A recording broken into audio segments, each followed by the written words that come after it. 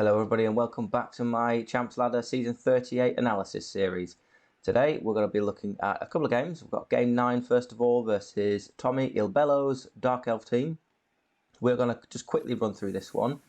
We'll see here that I play with a little bit of confidence versus the Dark Elves, which I've started to do, and hopefully here we can see a little bit of a quick kind of idiot's guide to playing against Dark Elves. Now, obviously they're one of the strongest teams in the game across pretty much every sort of team value you might be playing. And today we're quite considerably uphill. So much so to that fact that I've got 3 bribes. So no prizes for guessing what my strategy is going to be in this game. Because there's no bench for my opponent. Despite how progressed his team is. There's a lot of dodge there. There's some agility boosts. 1 blodge witch elf. So our sort of goal really is just going to be to beat these guys into a paste as we grind down the pitch. But I really am going to just flick through this one.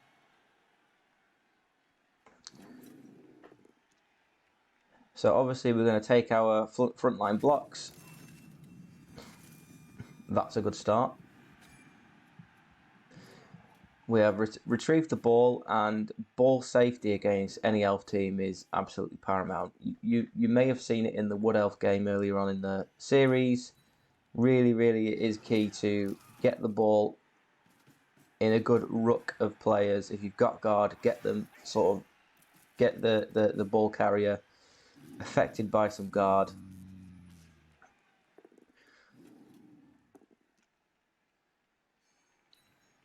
So here it does look like I'm being pretty frivolous with the ball safety here. Because look at this, we've got a blitzer here who's in range.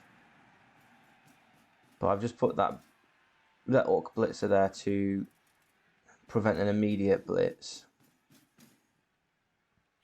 Theoretically they could have gone for that, because that's quite weak. And I would be under severe pressure if they could even just get a both down result. That would put my goblin on the floor, and it would have required a dodge to a tackle zone, I think, there, but regardless, it may have been worth the pressure. Because the thing is, when it comes to playing as an elf player, once the ball is caged up, when you start to put that pressure on, all I'm going to do is just knock you down and slowly grind up the pitch for certainly the first half of the first half with relative comfort. So when you get a position like that to put pressure on, when the ball isn't protected, there's not many players around it, that's really the time to go for it, in my opinion. Now, don't get me wrong, well-coached Dark Elves are, as I said, one of the strongest teams in the game, and I've been undone by them many times, but I have kind of, I think, developed a sort of formula that, well, allows me to sort of certainly give the opposition a game at least.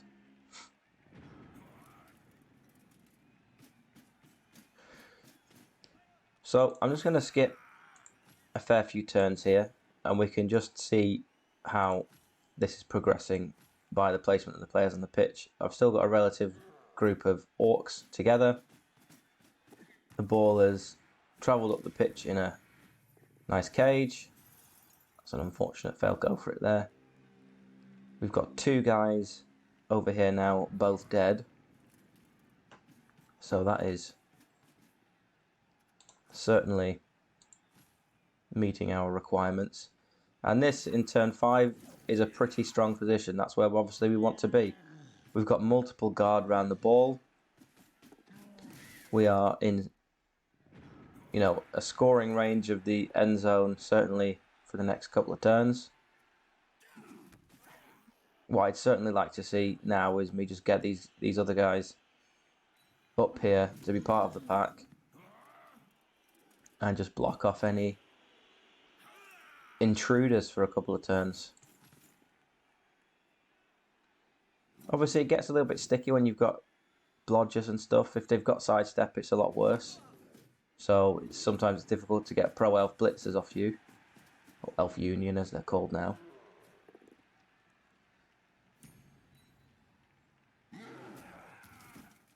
And this guy here, obviously, we need to ensure our ball carrier isn't stood next to him for another turn.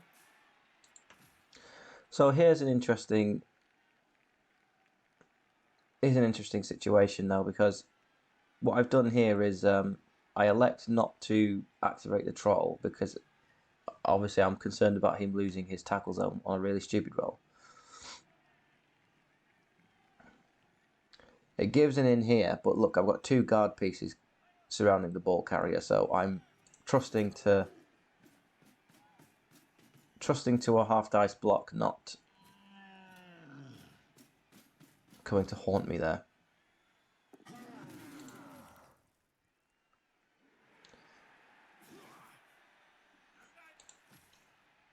So let's see how my turn 7 plays out. This is a sharp end of the half now. Just want to keep that ball carrier safe. 6 squares from the end zone. We do have this lineman down next to him, so we're concerned about that.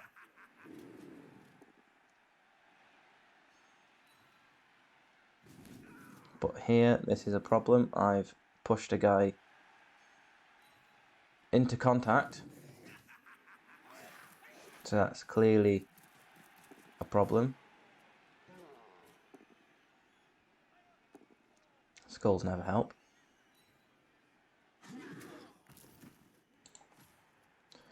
Yeah, I think here, let's just have a quick look at the start of that turn again. What are our other options? Well, we need to get this goblin clear. We do need to get the goblin clear, and we've got a tackle piece here that could potentially blitz in. Because I would have liked to have seen me try and orchestrate this Black Hawk getting involved up here, and potentially this goblin just going for the foul on this dodge lineman down here that's next to the ball carrier. So maybe I could be looking for a blitz here. Stand this lineman up, blitz with this guy, and if we get the push, it gives us another block with that guy. So we'd be able to roll 4 dice at a guy without block or dodge.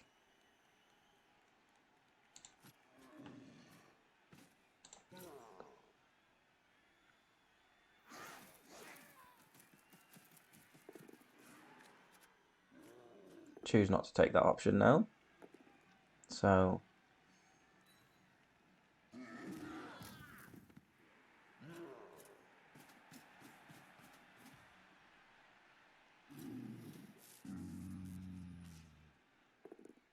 and a really stupid roll is inconvenient there. So I like to bring my goblin back so as to not get blitzed by that guy. But all I've done is I've brought him outside of the effect of my guard pieces here, with a guy in contact. So if this Black Hawk goes down, these 2 players can be tagged, and the ball carrier can be blitzed.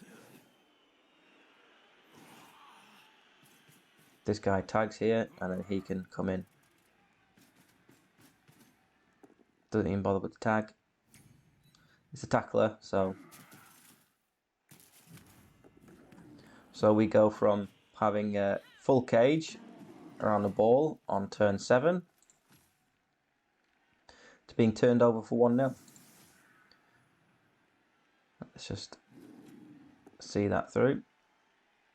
My first roll is a double skull on my turn 8 to try and recover that situation. Had no rerolls at this point, so it was a tall order anyway.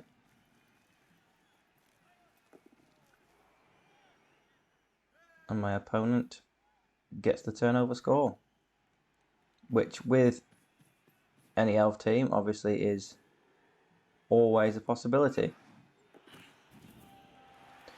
So it's it just shows how imperative it is to keep your wits about you in when things get tight towards the end, and moving my goblin away from my guard pieces was clearly an error there.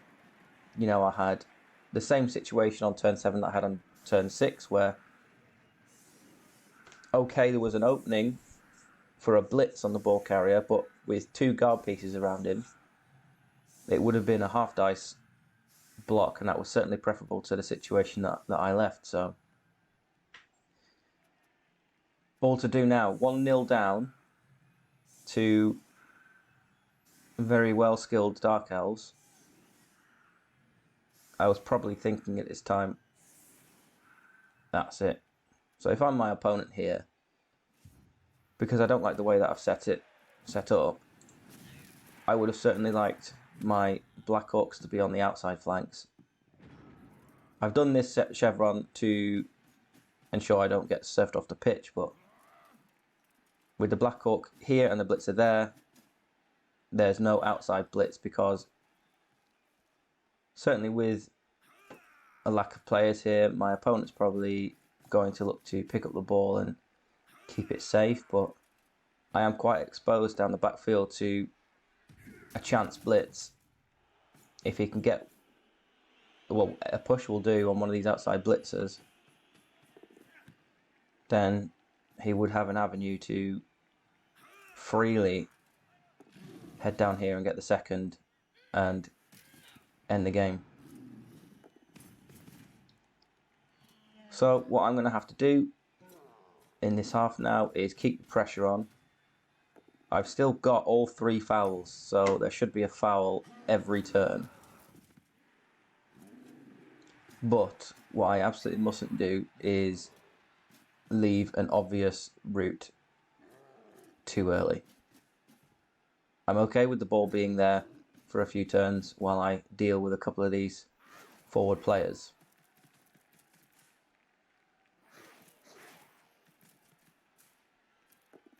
Let's see if we can deal with the Mighty Blow Witch Elf. That's 1 down.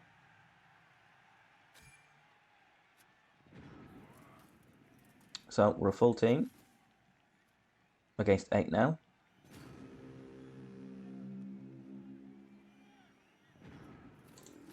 And we just have to keep that pressure on.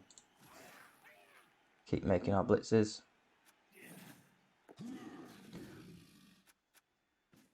Our opponent's got into a kind of penned-in position now. So, obviously Dark Elves can always switch, but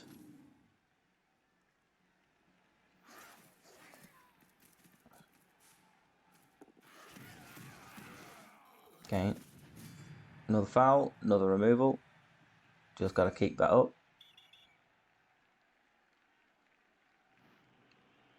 Takes 2 bribes for that one, so I think that's all our bribes gone. We used another one earlier, which I may have skipped, but our opponent is now 4 players down against a full Orc team, so despite being very well advanced in some areas, we should be looking now to push him into an avenue that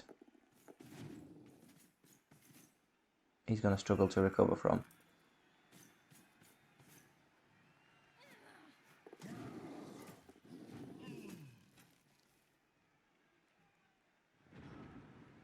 And directly now, we have a blitz on the ball carrier.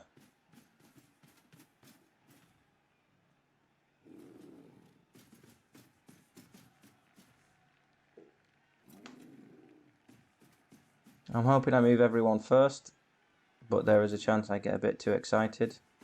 This is looking good. He's got to stay on that guy, that's fine. I think another couple of these guys should have moved before the blitz. I'd want one of the goblins ready to react to any sort of fortunate spill that pops down this way. But still, if that blitzer was just going to move there, he could have done that before the blitz. And I do abandon this guy after all.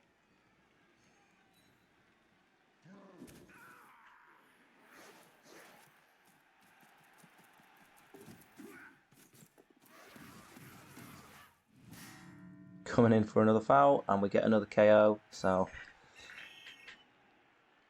worth trading a goblin for that one. My opponent, now 5 players down, has to defend against a full cage of angry orcs.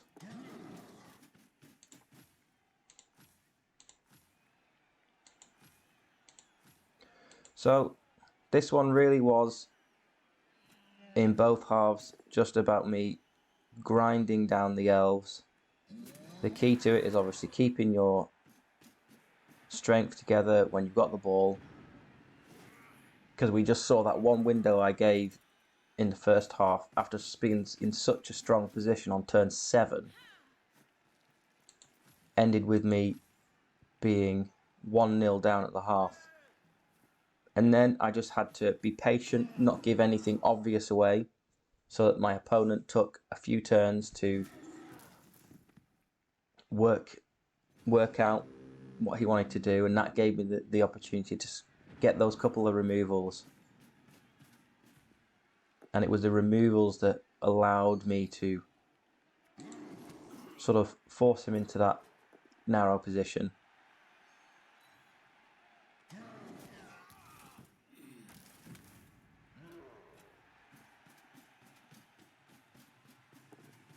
And in we go for the equaliser. So, a good 1-1 draw, certainly how it looked at half time. We could argue this could be a 2-0 win, given the position that I was in. But overall, when you're playing uphill against such a well progressed Dark Elf team, if you look at it ahead of the match and think 1-1, not a bad result. So that was game 9. Let's move on. So game 10 is against Shambay's Nurgle team, and we're going to pick this one up at turn 6, because the sort of most interesting thing about this game really is how the touchdown came about. It's a really grindy match, as you can imagine, Orc versus Nurgle. Up to this point, it's been exactly how you would picture it. And our Goblin is in possession of the ball, but we've got a wall of Nurgle players around us. So first things first, let's get that ball safe. We have several players here that are free and available for a switch. So we're going to do just that.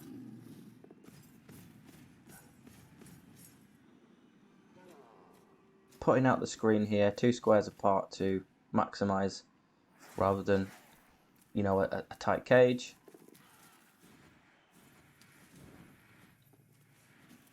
A go for it in the snow is not ideal. But here we just do the best we can before the turnover. Really, he should have just stood there, because it was a 1 dice block. And standing there, he occupies one of these pestigores, so much more worth just standing there. I think our opponent missed a trick there in not chain pushing this Nurgle warrior, because look, he's moving this way anyway, so that would have given him an extra square.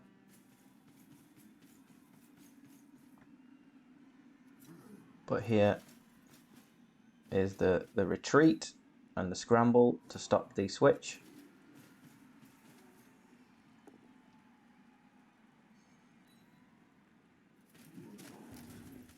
Big pow on the Black Orc leaves me short of numbers to cover this touchdown.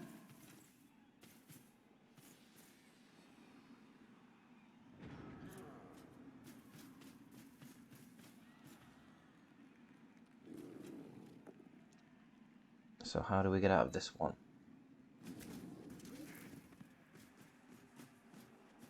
Need the troll to behave. At the crucial moment, he does just that.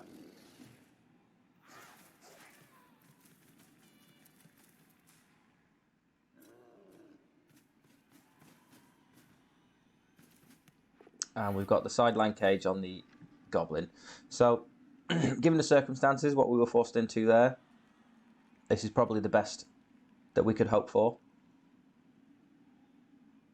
He is going to be able to get some columns back and defend, but we are at least likely to have the ball in hand.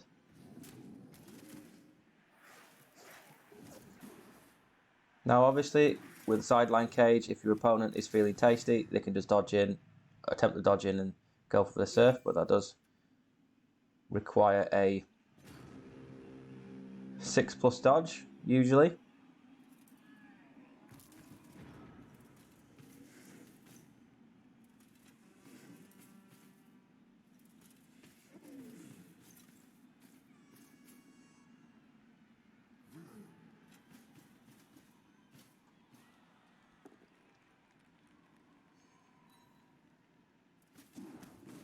So my opponent here working out very well how to get his desired columns.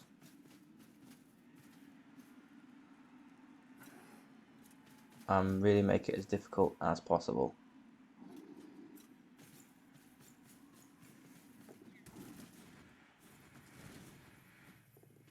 Go for it in the snow, could have gone wrong.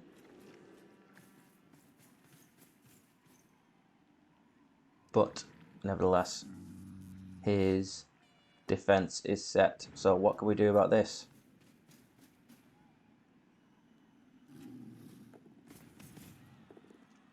We thank the troll for behaving again at the crucial time.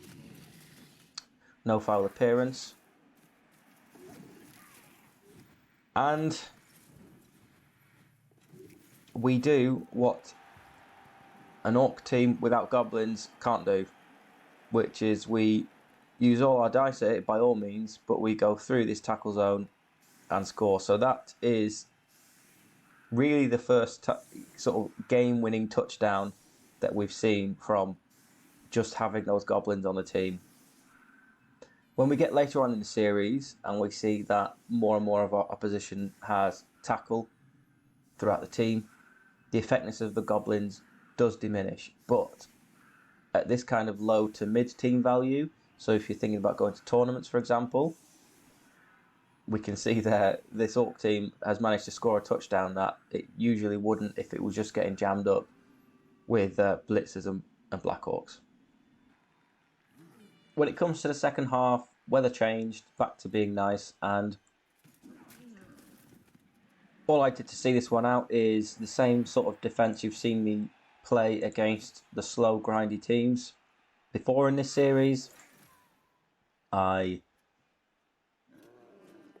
go all out for this surf, absolutely, when presented. Always nice to get a Nurgle warrior off the pitch. And I just get in the way for as long as I can, trying to ensure that my opponent runs out of turns, runs out of space, runs out of movement opportunities, and somewhere along the line, let's see how the ball recovery went. There we go. We just got left with a blitz on the ball carrier. There we are. Caught by a lineman in all sorts of disturbing presence, but we'll take it. So the usual standoff, stand up, get in the way, bog down his slow, grindy, bashy players, and we just see this one out by standing around the ball. Sometimes you don't need the attempt to turn over. If you're 1-0 up, or you've got a result you want to keep, then just stand on the ball and see it out. So there we are, 1-0 win, and that one really was all about the game-winning touchdown through the tackle zone with the dodge and stunty goblin, just scoring a touchdown that your usual orc team can't really score. So nice to sort of showcase that and see it actually come to fruition on the series. And the defense was strong and solid, as we've shown that we're capable of doing. So thank you once again for watching, and if you're enjoying this series, please do take a moment to subscribe to our channel. Every subscriber helps, and hope you're enjoying it. stay tuned for more, plenty more analysis to come in this series. All right, guys, thank you. Bye bye.